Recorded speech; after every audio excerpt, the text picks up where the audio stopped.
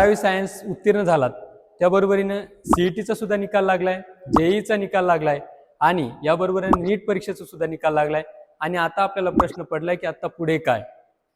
यासारख्या महत्त्वाच्या प्रश्नांची उत्तरे देण्यासाठी आम्ही कटिबद्ध आहोत। म्हणून BSc ॲग्रिकल्चर असू देत, BTech food technology, BTech agriculture biotechnology असू देत किंवा मेडिकल लाईनच्या सर्वच डिपार्टमेंट, नर्सिंग, फिजिओथेरपी आणि इंजिनिअरिंग या सर्वच ॲडमिशनसाठी मी प्राध्यापक रवी शेळके मागच्या 10 वर्षापासून ॲडमिशन या प्रक्रियेमध्ये आपल्या सर्वांच्या मार्गदर्शनासाठी उभा आहे आणि म्हणून यासाठी लागणारी सर्व महत्त्वाची कागदपत्र, गव्हर्नमेंट, प्रायव्हेट आणि सेमी गव्हर्नमेंट कॉलेजेस कोणकोणते आहेत,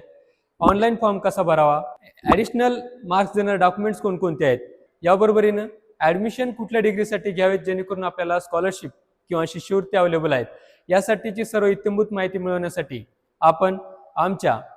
शिक्षाश्री करिअर काउन्सिलिंग सेंटर या YouTube चॅनलला आपण भेट देऊ शकतात आणि डिटेल माहिती घेऊ शकतात। धन्यवाद।